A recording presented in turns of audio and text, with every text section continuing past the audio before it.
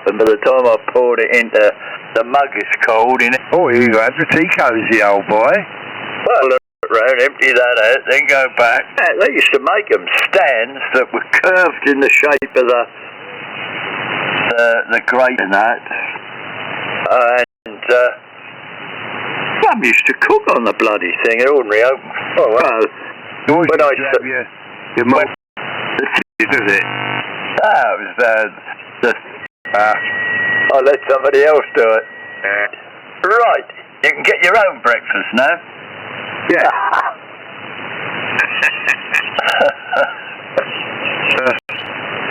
Did you try snivelling back round, or didn't that get you anywhere? No, I didn't. No, you tried, it didn't work. No, you definitely put that Andrew, you know, and the bloody late at night, if he started to cry and got the burps, that was me who had to get out of bed. Oh. Well, we got the bed nearest the wall. She was crafty. It was in the sky. I can't remember what that came from. Falling asleep. Bloody hell. No, it's not. I'll tell you, it's not nice for a woman's like as it can. I'll tell you, I'd never want to come back as a woman.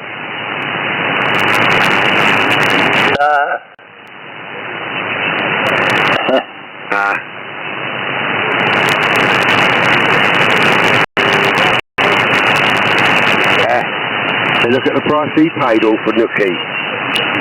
Yeah, I don't know whether any of his daughters got married. I reckon he wouldn't let them get married, Tone. No, they have, haven't they? I don't know that.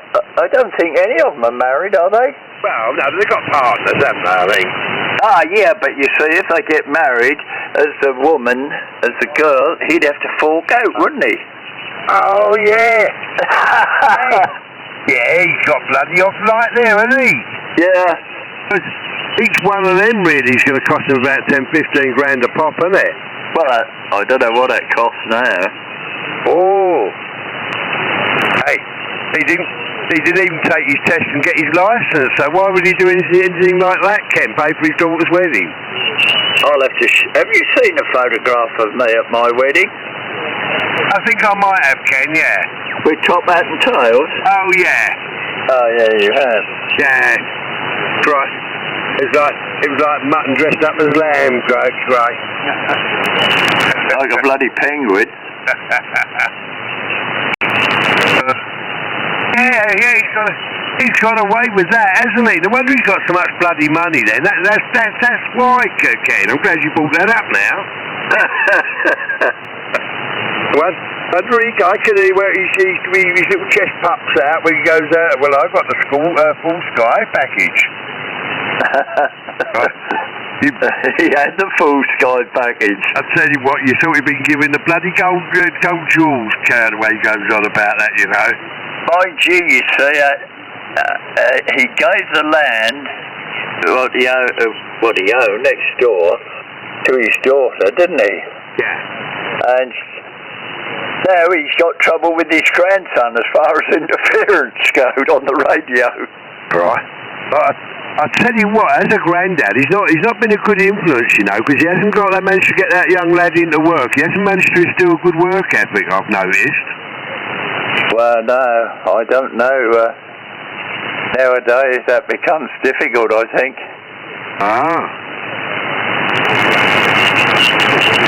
Well, I suppose you see, there was quite a bit of industry on the Isle of Wight. For that, I suppose, for the amount of population, when you think that the shipyards and then Saunders Row. Yeah, but either way, you could do what you love telling people, Ken. Well, if the work ain't there, go abroad or go up north or southern or whatever. Well, I told you before, when in the village I came from, there were 2 shipyards. There were 1 or 2 bits of light industry. Well, there was Ruddock's, the electrical contractors. They were quite big, really. Because old Ruddock through the war, I guess, got a hell of a lot of ministry work. Other than that, Ormond and Stollery, they used to make, oh Christ, I forgot what you call them. But that was electrical stuff. I don't think there was much else apart from fishing and farming, you see. The two shipyards, and they run down after the war. There wasn't much. People had to go out. Lots of my friends that had gone into building, you know, they'd gone to the two local builders and thereabouts. After the war, they did move away, purely because there wasnthat much building in Brightlingsea, but there certainly was round London way, and they shot off up there.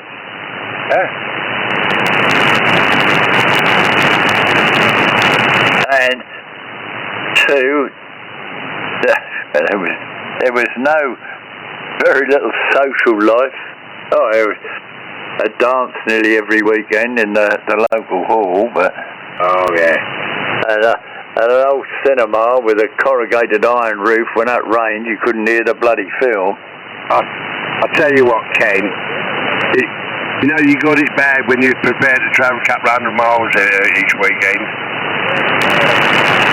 Yeah, well, I used to. Well, we took it in turn basically. I used to come down here from Brightlingsea, or Jackie would come up the weekends to Brightlingsea. In the sailing summer, that was nearly always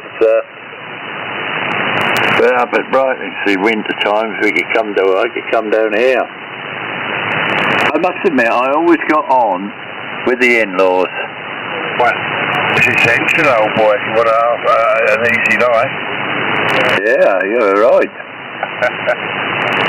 Well, I don't know. Easy life. God, when I came down here and worked, it was more or less working for myself, I suppose. But I'd work till 9 or 10 o'clock at night.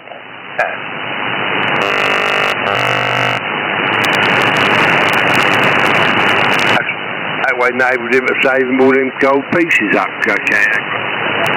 Yeah, I kept saying, pieces of eight. This low cloud is breaking up. I've got quite a bit of blue sky. Have you? Yeah. I'll save a bit of it for tomorrow then. Could do with a bit tomorrow. Well, I thought that was spring early today. It was a nice sunny day, wasn't it? Yeah, well, there was a bit of rain here. Yeah, rain and sun. Yeah. Sort of April showers.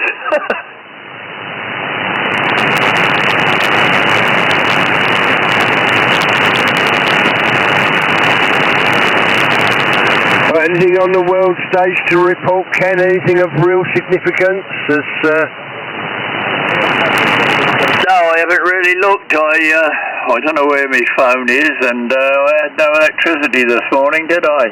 Oh, that's right, yeah. What are they doing? Putting new lines in, were they? I didn't go out to have a look, and I wasn't nosy.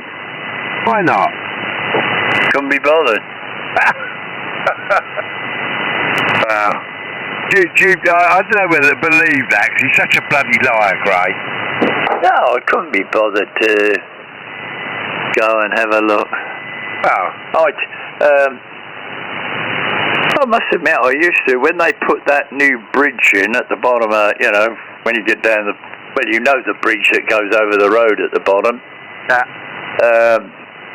I was interested when they put that in, with the old cranes lifting this bloody bridge into position, and then when I watched them weld the rails up.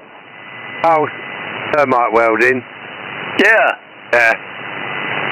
Okay. That's somebody there, but I couldn't make it out. Sounds like that's a little bit of a gruff voice. I thought he said QSK. Oh, I doubled with you, sorry. 2 Echo 0 1 0. 2 Echo 0, was it? Mike, Kilo Mike? Yeah, 2 Echo, Kilo, Echo, India, Tango, Hotel.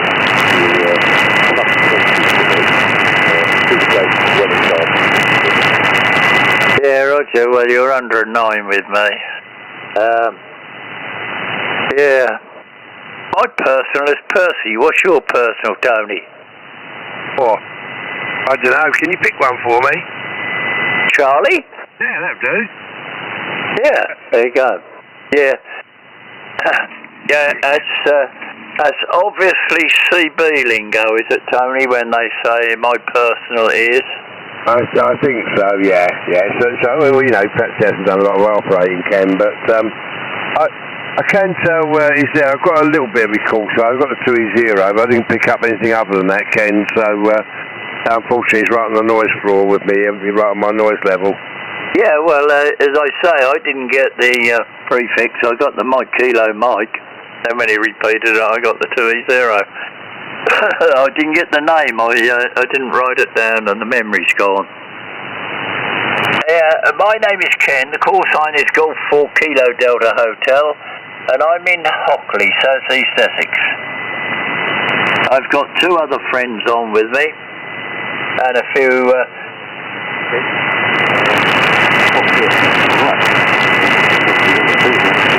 Very strong to me.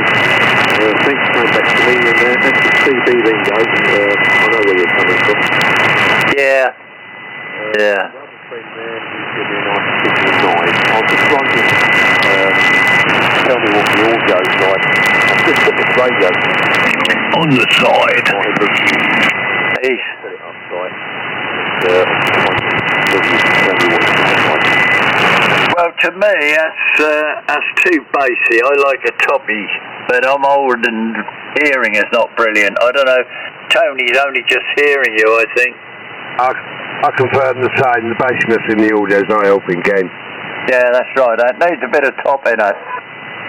We like it nice and crisp to pierce through the noise. I don't suppose Graham's got a chance of hearing. I haven't got close to it. Hopefully, I've actually ordered one of them JC microphones that limited edition ones. I've got to go and pick that up. Hopefully, give me a little bit of treble for it. Well, I don't know whether the... Oh, Yaesu mics, as far as I've got one on the shelf there. It's only an MD100 that was given to me when I bought the old FT2000. But that has got some controls on it underneath where you can make it toppier, I believe. I can't reach it from here. Yeah, you know, years ago you never had any extras, did you? You bought a bloody transceiver, they gave you a microphone if you were lucky, and that was it. Yeah. It either sounded all too bassy or too thin and nothing in the middle, you know. It's amazing how it's all changed now, isn't it? Yeah, yeah. For the better in a lot of ways. Well, we always used to look something like 300 hertz to 2.7 kilohertz. Yeah. That'll do. Well, that's everything in there that you need for intelligibility. I'll tell you. I had a fit then. I've got to go back to machining now tonight, haven't I? Oh, right. Oh, well, okay. You're doing all this annealing and whatever, are you? No. I'm only turning up. Knurling, Tony. Knurling. Making that knurling. Sort of pyramid crests on the metal so you can get a good grip. Yes, that's right, yeah. You got to get a good grip, mate. It's no good if you can't grip it. Neither Eric or myself can work out really what Mike's doing with it. It's a bit of a mystery, isn't it? Yeah, well, I mean, I got the measurements. The diameter was 15 mil, then 15.5 mil was mentioned. And oh, hey, you're not getting erroneous sizes given to you, are you? Otherwise we'll have to go metric on this. Yeah, well, it was metric. Yes, I've made them 15.5 mil. If that's too big, you'll have to file them round. That's right, yeah. Well, work his muscles up a bit, wouldn't it? Well, you'll have to bore the holes out. That apparently that's only inward, the holes. I don't know. There you go. That's so he can mount. I don't know, a metal vice on.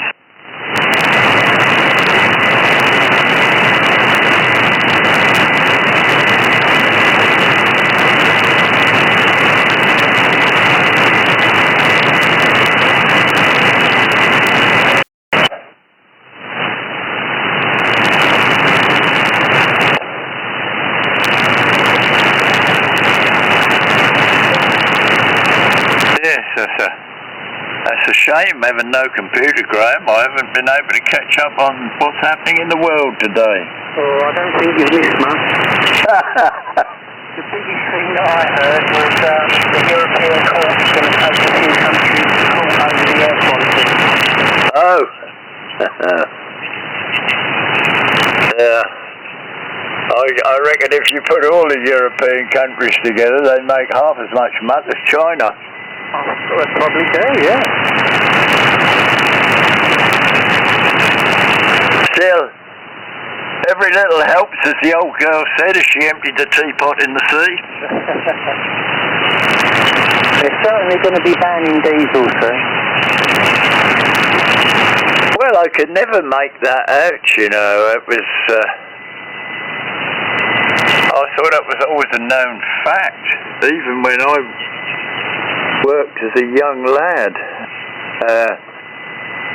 that the diesel smoke. In fact, the superintendent, I was telling you about the large oil engine shop, Bill, his name. Didn't call him Bill, but I can't think of his surname. But he died of lung cancer, and he'd worked, I think, there ever since he was a young lad.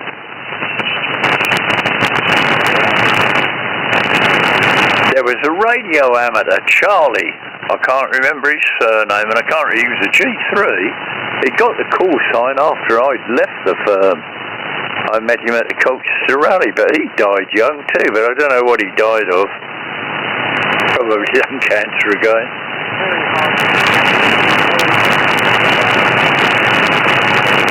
Yes, well, so many of them also smoked. You know, I mean, that was, I guess you could say, cumulative, really.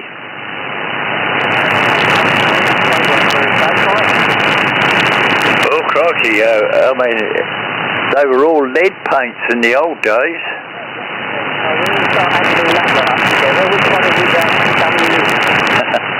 Well, yeah, again, that was like poor chaps in the coal mines, wasn't it, with silicosis. Bloody hell, when you think of working down in that environment.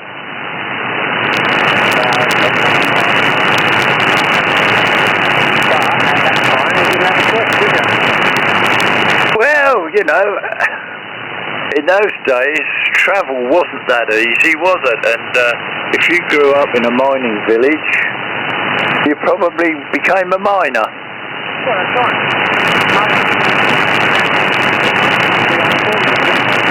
Yeah.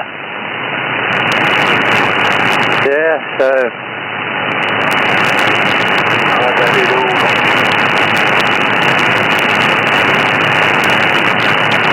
My mother's side, of course, that was a farming community. Village up in Yorkshire. Yes, and you think of the old chap, I mean, from the age of 13 he went to bloody sea. It'd only be local smacks that he started off in. Fishing. I tell you, when he started fishing in smacks, they weren't bloody motorised, they were basically sail.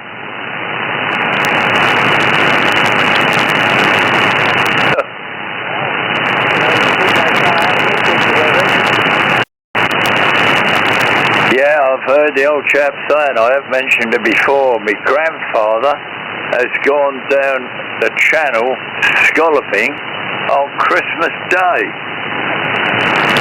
You know, no money in the house.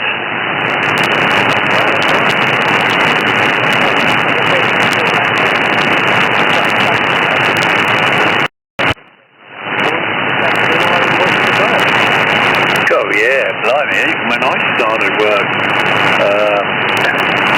that was only the higher echelons that got a bloody pension.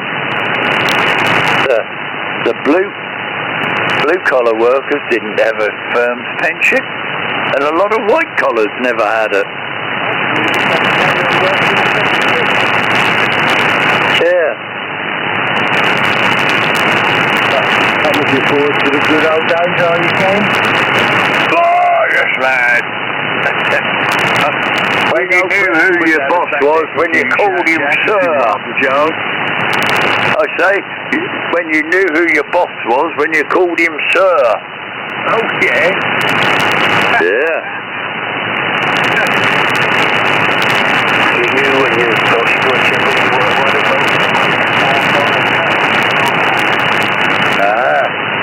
The foreman used to wear bowler hat. That's proper old school now. That's got to be someone in their 90s would come out with something like that, Ken. Well, that must have been the 50s. I went up to Vickers, Barrow in Furness to work on a frigate from the firm, and I said, well, because there's lots of lads been out on that work, and I said, how do you know who's in charge? They said, you'll see him, he's got a bloody bowler hat on. Yeah. And I tell you, a lot of them old boys, mate, they knew their job backwards sideways as well, Ken. Some of them.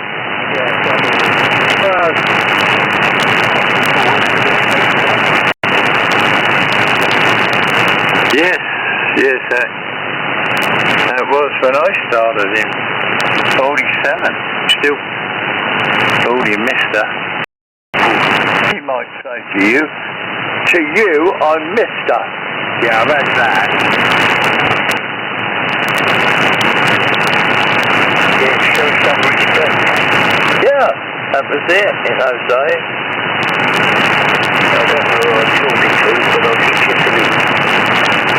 Well, it's, you know, as it says, you don't have to give your call sign every 15 minutes as you used to. You give your call sign when it is reasonably convenient. Yeah. And if you want to know, you're talking to Ken, whose call sign is Golf 4 Kilo Delta Hotel.